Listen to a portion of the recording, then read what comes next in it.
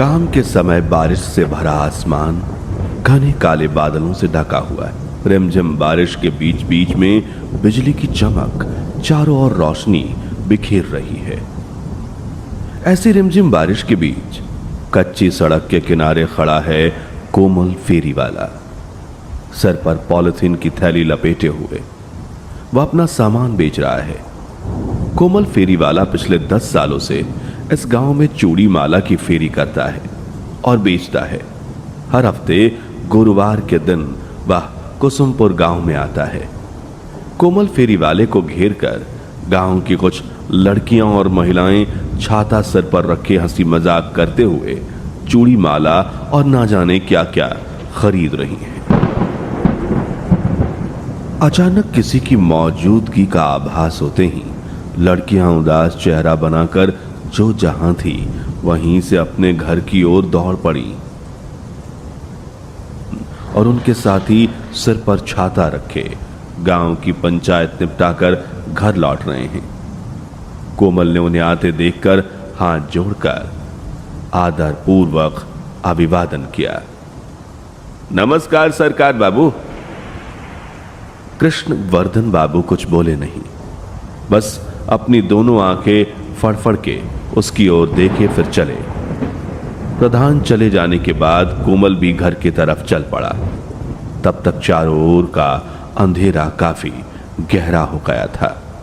आसमान से बीच बीच में बिजली चमक रही थी और गड़गड़ाहट हो रही थी। कोमल तेजी से कदम बढ़ा रहा था और कोशिश कर रहा था कि जितनी जल्दी हो सके लौट जाए। कोमल फेरीवाला का घर शिमुलतल्ली गांव में है और इस गांव से लगभग 5-7 मील की दूरी होगी।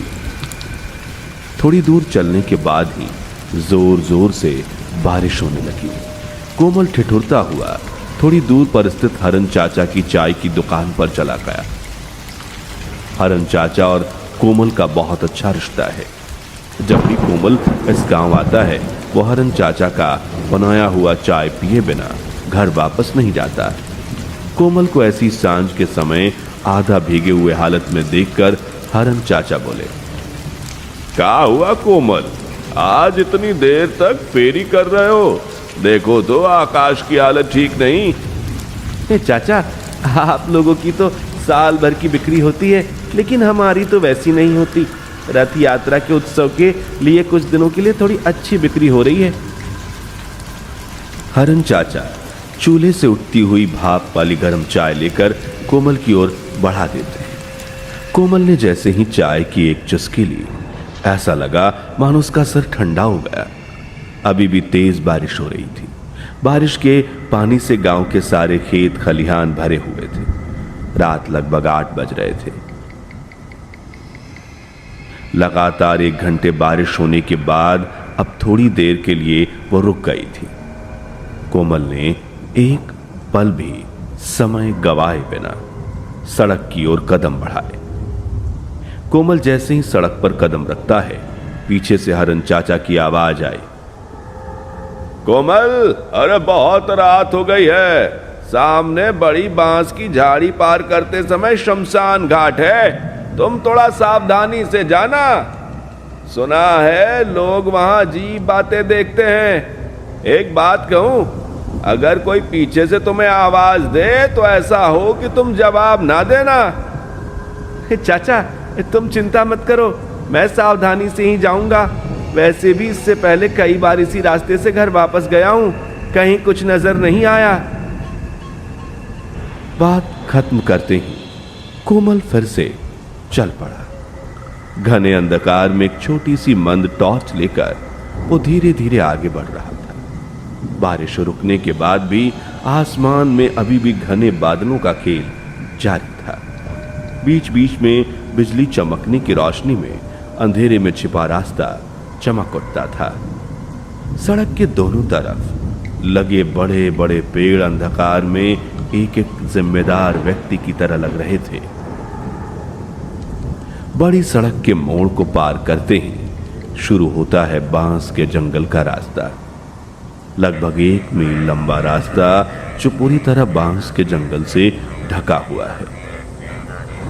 बांस के जंगल के पीछे अंधेरा और भी घना हो गया और कोमल के भीतर अचानक एक अनजान सी भय की भावना उतर आई। कई बार वो इस रास्ते से गुजरा है, लेकिन आज क्यों पता नहीं हर चीज में एक अलग सा एहसास हो रहा था। बारिश के बाद मेढक जोर जोर से लगातार घोर घोर की आवाज कर रहे थे, जैसे वो बारिश को फिर से आमंत्रित कर रहे हो। बांस के जंगल के अंदर से कुछ खुशनुमा आवाजें कोई देर से उसके कानों में आ रही थी। वो आगे बढ़ गया, लेकिन अब क्यों पता नहीं उसका पैर आगे बढ़ने को तैयार नहीं था। पास के बांस के जंगल की छाया से कुछ हिल उठा, जैसे कोई अनजान खतरे का संकेत मिल रहा हो। कोमल ने गहरी सांस ली और अपना दम बांधा। इसके बाद हिम्मत जुटाकर उसने कहा, कौन है? कोमल की बात का कोई जवाब नहीं आया। किसी झाड़ी के पीछे से किसी की मौजूदगी साफ महसूस हो रही थी। आगे या पीछे किसी दिशा में बढ़ने का साहस जैसे खो चुका था। वह अचानक बांस के जंगल के अंदर लोमड़ियां हू हू करती हुई आवाज करने लगी।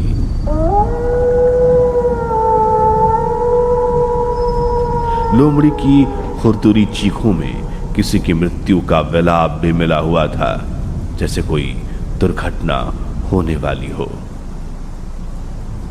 अगर यहां खत्म होता तो शायद अच्छा होता, लेकिन नहीं। कोमल को पत्थर बना दिया और अब उसके कंधे पर एक ठंडे हाथ आकर टिक गए, जैसे कि वो हाथ किसी जिंदा इंसान का नहीं था, क्योंकि किसी जीवित इंसान का हाथ इतना ठंडा नहीं हो सकता। कोमल कुछ समझ पाता उससे पहले ही डर के मारे उसकी आवाज में चीख निकल गई। बचा बचा बचा, मुझे छोड़ दो, मुझे छोड़ दो, मुझे छोड़ दो। कोमल की चीख सुनकर पीछे से सांत्वना देने वाली एक ठंडी आवाज गूंज उठी। अरे दादा, डरिए मत, मैं रजत हूं, सामने वाले गांव से, मेरा घर वहीं है। क्षण भर में कोमल की आंखें और चेहरे लाल हो गए, जैसे गुस्से से। वैसे तो वो बहुत ही शांत स्वभाव का इंसान था, अपने नाम की तरह उसका दिल भी बहुत कोमल था, लेकिन आज ऐसा लग रहा था जैसे उसका गुस्सा गरज बनकर फूट पड़ा। लड़के, पागल हो गया है क्या? हाँ? दुबला पतला चेहरा, एक टुकड़ा जर्जर अंडरवियर और धोती पहने हुए उस लड़के के चेहरे पर असहायपन का भाव था, जैसे उसे बहुत मदद की जरूरत हो। कोमल के ऐसे कठोर व्यवहार के बावजूद भी उस लड़के का चेहरा शांत था और चेहरे पर एक दृढ़ निश्चय की छाप। वो बोला, माफ कर दे दादा बाबू, असल में मैं आपको बहुत देर से बुलाना चाहता था, लेकिन हिम्मत नहीं हो रही थी। असल में मेरा छोटा भाई आज दोपहर मर गया है, उसके अंत्येष्टि के लिए कोई भी सामान नहीं आया। कृपया क्या आप मेरी मदद करेंगे मेरे भाई के अंतिम संस्कार में? क्या क्या कह रहे हो तुम? हाँ, मैं अभी इस रात में तुम्हारे भाई का दाह संस्कार करूंगा। हाँ बताओ, इस गांव में इतने लोग रहते हैं, फिर भी मुझसे मदद क्यों मांग रहा है? कृपया दादा, अब अगर मैं अपने भाई का दाह संस्कार नहीं कर पाया तो पूरी रात उसकी लाश के साथ मुझे बैठना पड़ेगा। थोड़ी मदद करो। अगर तुम्हारा भाई होता तो क्या तुम इस तरह उसकी लाश को लेकर बैठ सकते थे? कोमल जैसे अब हिलने डुलने लगा। वो समझ नहीं पा रहा था कि क्या करे। लड़के की बातों ने उसके मन के कोने में दया जगा दी, लेकिन साथ ही वो सोच रहा था कि ऐसे आपदाजनक रात में जाना ठीक होगा या नहीं, इसलिए वो पीछे हट रहा था। बहुत सोचने के बाद उसने फैसला किया कि वह उस लड़के की मदद करेगा। ठीक है, चलो देखते हैं, लेकिन ज्यादा देर नहीं कर सकते बापू, मुझे जल्दी घर लौटना है। नहीं नहीं, ज्यादा देर नहीं होगी, चलिए दादा। दोनों मिलकर आगे बढ़ने लगे। लड़का आगे आगे चल रहा था और कोमल लड़के का अनुसरण करते हुए उसके पीछे पीछे चल रहा था। घने अंधकार के बीच दोनों चल रहे थे। गांव की ऊंच नीच की कीचड़ भरी सड़कों पर अचानक कोमल ने ध्यान दिया कि इतने समय तक जो मेढक और लोमड़ी कर्कश आवाज में बुला रहे थे वे अचानक चुप हो गए हैं, जैसे किसी चीज के डर से वे एक शब्द बोलना भूल गए हों। चारों तरफ पूरी तरह सन्नाटा था। चलते चलते अब लड़का बांस के झाड़ियों की ओर जाने लगा। उस बांस के झाड़ियों की ओर जाते देखकर कोमल का कदम ठहर गया और डर के मारे चिल्लाया, अरे क्या बात है, तुम इस जंगल के बीच कहां जा रहे हो? गरीब लोगों का घर है दादा, जंगल के बीच ही होता है, और थोड़ा आगे चलना होगा दादा बाबू। दोनों फिर चलने लगे। बड़े बड़े बांस के झाड़ियों के बीच गहरे अंधकार वाली सड़क पर कोमल के मन में कुछ ऐसा था जो अजीब सा खटक रहा था, जैसे कोई अप्रिय घटना घटने वाली हो।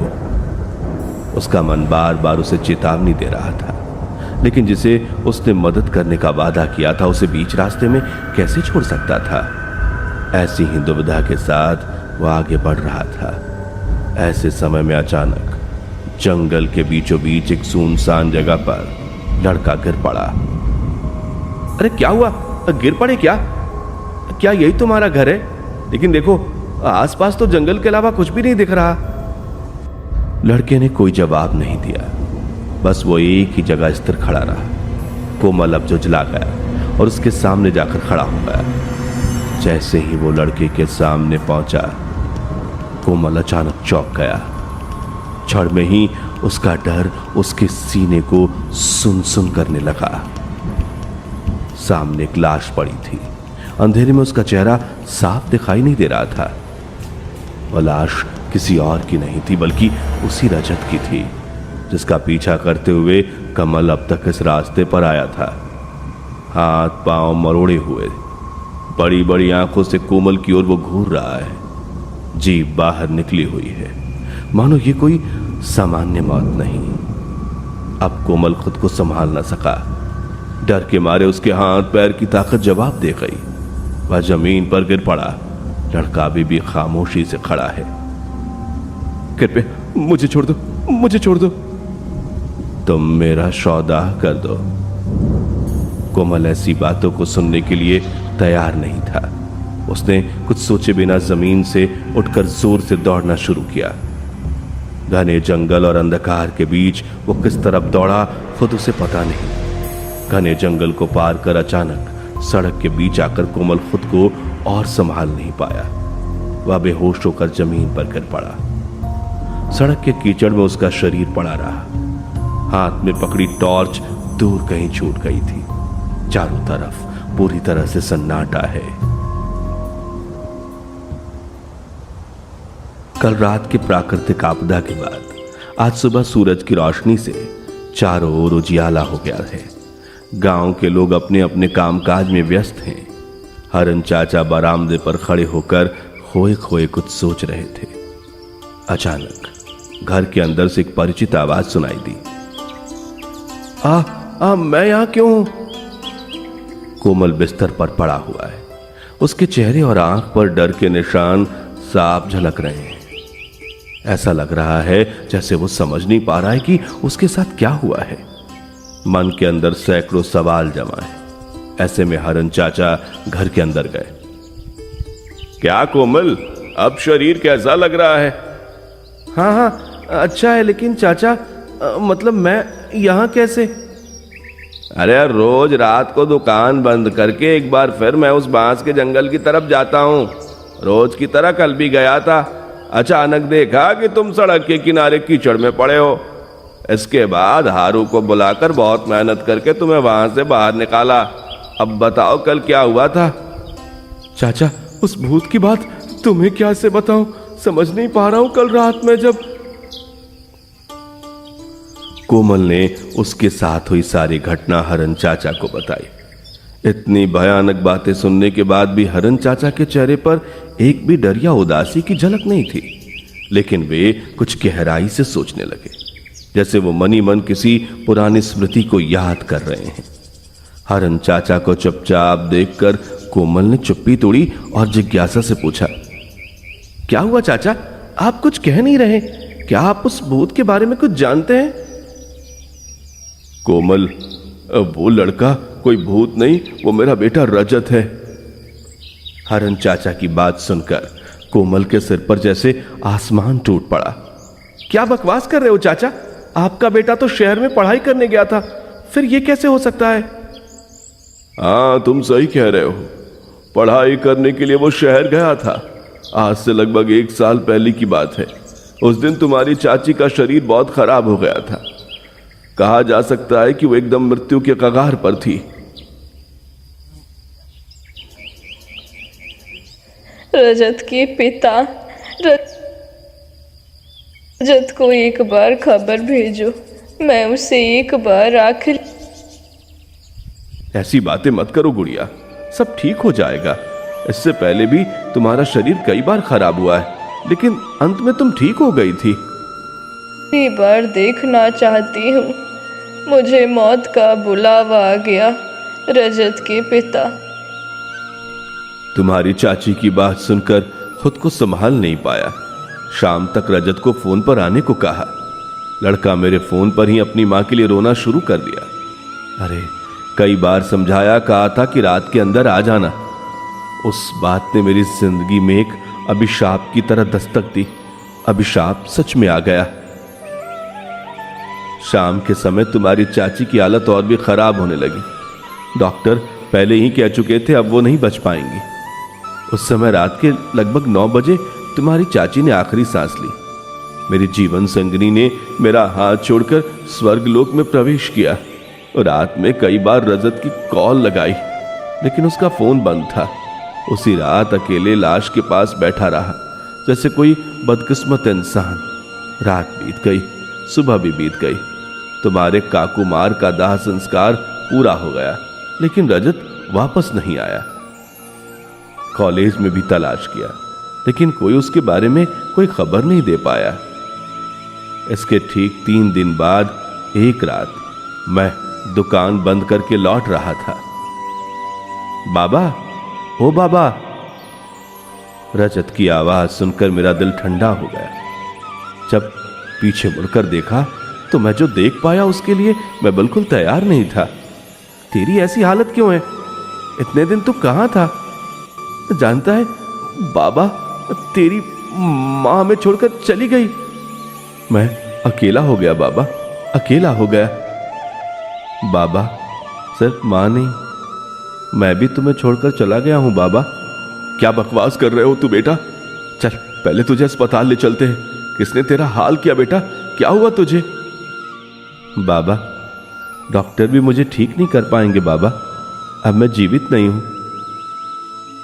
उस दिन तुम्हारा फोन पाकर मैं तुरहुरो करते हुए घर लौट रहा था। ट्रेन से उतरकर जंगल के रास्ते पैदल आ रहा था।